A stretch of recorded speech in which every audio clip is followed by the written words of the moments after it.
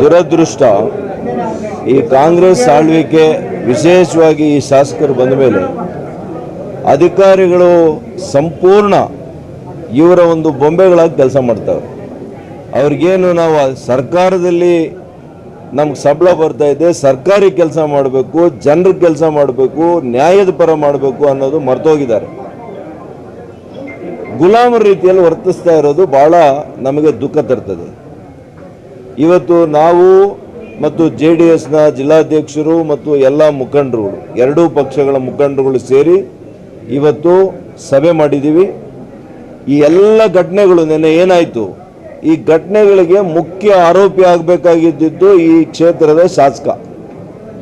ಅವರ ಬೇಜವಾಬ್ದಾರಿ ಕೃತ್ಯ, ಅವರು ಉದ್ರೇಕ ಆಗುವಂಥ ರೀತಿಯಲ್ಲಿ ಪ್ರಚೋದನೆ ಮಾಡುವಂಥ ರೀತಿಯಲ್ಲಿ ಅವ್ರಿಗೆಲ್ಲ ಪ್ರಚೋದನೆ ಮಾಡಿ ಯಾರಾದರೂ ಕೂದಲು ಕಿತ್ತಾಕಿ ಭುಜ ತಟ್ಕೊಂಡು ತೊಡೆ ತಟ್ಕೊಂಡು, ನೀವೇನು ಕುಸ್ತಿ ಇದರಲ್ಲಿ ಬಂದಿದ್ದೀರಾ, ಕುಸ್ತಿ ಕಾಂಪಿಟೇಷನಲ್ಲಿ ಮೀಸೆ ತಿರುವಾಕಿ, ಮತ್ತು ಯಾರು ಯಾವ ಸಮುದಾಯದವರು ಪಾಪ ಕಾರ್ಯಕ್ರಮವನ್ನು ಆಯೋಜನೆ ಮಾಡಿದ್ದಾರೆ, ಅವರು ಸಾವಿರಾರು ರೂಪಾಯಿ ಖರ್ಚು ಮಾಡಿಕೊಂಡು ಅದಕ್ಕೆ ಕಾರ್ಯಕ್ರಮವನ್ನೆಲ್ಲ ಕೂಡ ಸಿದ್ಧತೆಗಳು ಮಾಡ್ಕೊಂಡು ಮೆರವಣಿಗೆ ಮಾಡ್ಕೊಂಡು ಅಲ್ಲಿ ಬಂದರೆ ಅವರನ್ನೇ ನೀವು ಒಳಗಡೆ ಬಿಡ್ತೀರಾ ಗೇಟ್ನ ಹಾಕ್ಸಿದಂಥವ್ರು.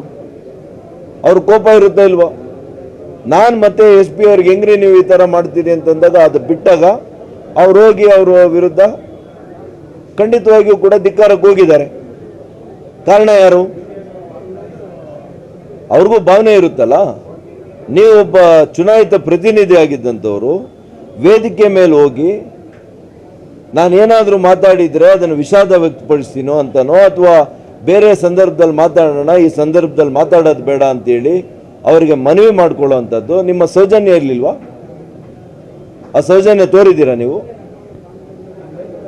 ಅದು ಬಿಟ್ಬಿಟ್ಟು ಅಲ್ಲಿ ಹಾಲಲ್ಲಿರೋವರೆಗೂ ಕೂಡ ಬೆಕ್ತರ ಇದ್ದು ಹೊರಗಡೆ ಹೋದ ಕೂಡಲೇ ನಿಮ್ಮ ಉತ್ತರ ಕುಮಾರ್ನ ಪೌರುಷ ತೋರಿಸಿದರೆ ಸುಮ್ಮನೆ ಇರ್ತಾರ? ನೀವೇ ಅದಕ್ಕೆ ನೇರ ಕಾರಣ. ಇಷ್ಟು ಘಟನೆ ಆಗೋದಕ್ಕೆ ಈ ಕ್ಷೇತ್ರದ ಶಾಸಕರೇ ನೇರ ಕಾರಣ. ಅದಕ್ಕೆ ಅವರು ಮೊದಲನೇ FIR ಅಲ್ಲಿ A1 ಅವರು ಇರಬೇಕು, A1 ಅವರು ಇರಬೇಕು. ಆದರೆ ಇಲ್ಲಿ ನಮ್ಮ ಪೊಲೀಸ್ ಅಧಿಕಾರಿಗಳು ಇವ್ರ ಕೈ ಗೊಂಬೆ ಆಗಿದ್ದಾರೆ, ಇವ್ರ ಕಾನೂನು ಮರ್ತೋಗಿದ್ದಾರೆ. ಅವ್ರ ಮೇಲೆ ಕೇಸ್ ಮಾಡಿಲ್ಲ. ಯಾಕೆ ಮಾಡಿಲ್ಲ? ನೀವು ಮಾಡದೇ ಇದ್ರೆ ನಾನು ಕೋರ್ಟ್ಗೆ ಹೋಗ್ತೀನಿ, ಎಲ್ಲ ವಿಡಿಯೋ ಎವಿಡೆನ್ಸ್ ಇದೆ, ತೋರಿಸ್ತೀವಿ, ಕೇಸು 100ಕ್ಕೆ 100 ದಾಖಲೆ ಮಾಡ್ತೀವಿ, ನಮ್ಗೆ ಗೊತ್ತಿದೆ. ಆದರೆ ನೀವು ಅಮಾಯಕರನ್ನ ಮನೆಗೆ ಹೋಗಿ ನೀವು ಕರ್ಕೊಂಡು ಹೋಗ್ತಾ ಇರೋದು ನಾನು ಗಮನಿಸ್ತಾ ಇದ್ದೀನಿ. ಇದೇ ವಾರದ ಒಳಗಡೆ ಒಂದು ಬೃಹತ್ ಆಗಿರ್ತಕ್ಕಂಥ ಪಕ್ಷಾತೀತವಾಗಿ ಜಾತ್ಯತೀತವಾಗಿ ಇವ್ ರೀತಿಯಲ್ಲಿ ಬಾಯಲ್ಲಿ ಅಹಿಂದ ಹೇಳ್ತಾನೆ. ಒಂದೇ ಒಂದು ಕಾರ್ಯಕ್ರಮಕ್ಕೆ ಇದುವರೆಗೂ ಕೂಡ ಭಾಗಿಯಾಗಿಲ್ಲ ನೀನು.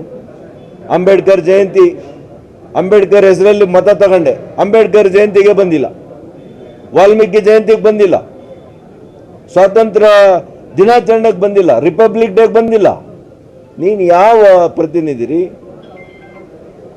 ನಿಮ್ಮಿಂದ ನಾವೆಲ್ಲ ಇಡೀ ಚಿಕ್ಕಬಳ್ಳಾಪುರ ಜನತೆ ತಲೆ ತಗ್ಸಂಗಾಗಿದೆ ಇವತ್ತು ನಮಗೆ. ಹಾಗಾಗಿ ನಾನು ಇಷ್ಟೇ ಹೇಳ್ತೇನೆ, ಸರ್ಕಾರಕ್ಕೆ, ಪೊಲೀಸ್ನ ಇಲಾಖೆಗೆ ನೀವು ಎಚ್ಚರದಿಂದ ಕೆಲಸ ಮಾಡಿ. ನೀವು ಇವ್ರ ಕೈ ಬೊಂಬೆಗಳಂತ ರೀತಿಯಲ್ಲಿ ವರ್ತನೆ ಮಾಡಿದರೆ ನಮಗೆ ಗೊತ್ತಿದೆ ಯಾವ ರೀತಿ ಹೋರಾಟ ಮಾಡಬೇಕು. ನಿಮ್ಮ ತಲೆ ಕೂಡ 100ಕ್ಕೆ 100 ತಲೆ ದಂಡ ಆಗೋ ರೀತಿಯಲ್ಲಿ ನಾವು ಕೂಡ ಕ್ರಮ ತಗೊಳ್ಳೋದು ಗೊತ್ತಿದೆ. ನಮಗೂ ಕಾನೂನು ಗೊತ್ತಿದೆ, ಸಂವಿಧಾನ ಗೊತ್ತಿದೆ. ನಾವು ಕೂಡ ನೀವು ತಪ್ಪು ಮಾಡಿದ್ದೀರಿ. ಯಾಕೆಂದರೆ ವೇದಿಕೆ ಮೇಲೆ MLA ಬಂಟ್ರನ್ನ ಬಿಟ್ಟಿದ್ದೀರಿ, 20 ಜನನ. ಏನು ಬೇಕಾಗಿತ್ತು ವೇದಿಕೆ ಮೇಲೆ? ಅವರು ಪೊಲೀಸ್ನವ್ರನ್ನ ನಿದ್ದೆ ಮಾಡ್ತಾ ಇದ್ರ? ತಹಸೀಲ್ದಾರ್ ಏನು ಮಾಡ್ತಾ ಇದ್ರಿ? ಪ್ರೋಟೋಕಾಲಲ್ಲಿ ಯಾರು ಇದ್ರು? ಪ್ರೋಟೋಕಾಲಲ್ಲಿ ಇದ್ದವ್ರು ಇದ್ರ ಅಲ್ಲಿ ವೇದಿಕೆ ಮೇಲೆ? ಈ ಜಿಲ್ಲಾಡಳಿತಕ್ಕೆ ಹೋಗಿಬೇಕು ಫಸ್ಟು. ಒಬ್ಬ ಅಧಿಕಾರಿ ಜವಾಬ್ದಾರಿಯಿಂದ ಕೆಲಸ ಮಾಡಿಲ್ಲ. ನಿಮ್ಮ ಬೇಜವಾಬ್ದಾರಿ ತಂದಿಂದ ರೈತರ ಮಕ್ಕಳನ್ನ ನೀವು ಅರೆಸ್ಟ್ ಮಾಡ್ತೀರಾ? ಸುಳ್ಳು ಕೇಸ್ ಹಾಕ್ತೀರಾ? ರಾತ್ರಿ ಹೋಗಿ ಅವ್ರೇನು ಕ್ರಿಮಿನಲ್ಸಾ? ಕೂನಿ ಮಾಡಿದ್ದಾರೆ, ಕಳ್ತನ ಮಾಡಿದಾರ? ರಾತ್ರಿ ಹೋಗಿ ಅವ್ರ ತಂದೆ ತಾಯಿಗಳ ಮುಂದೆ ಅವ್ರನ್ನ ಕರ್ಕೊಂಡು ಬಂದು ನೀವು ಸ್ಟೇಷನಲ್ಲಿ ಇಡ್ತೀರಿ. ಬಹಳ ದಿನ ಇದು ನಡೆಯೋದಿಲ್ಲ. ನಾವು ಕೂಡ ಯಾರು ಕೂಡ ಇಲ್ಲಿ ಕೈಯಲ್ಲಿ ಬಳೆ ತಟ್ಕೊಂಡಿಲ್ಲ. ನಮ್ಮ ಹೋರಾಟ ಯಾವ ರೂಪದ್ದಿರುತ್ತೆ, ಯಾವ ಸ್ವರೂಪದ್ದಿರುತ್ತೆ ಅಂತ ಕೆಲವೇ ದಿನಗಳಲ್ಲಿ ನೋಡ್ತೀರಿ. ಇನ್ಮೇಲೆ ನಿರಂತರವಾದಂಥ ಹೋರಾಟ ಇರುತ್ತೆ. ದಿನಾಂಕ ಏನಾದರೂ ಫಿಕ್ಸ್ ಆಯ್ತು?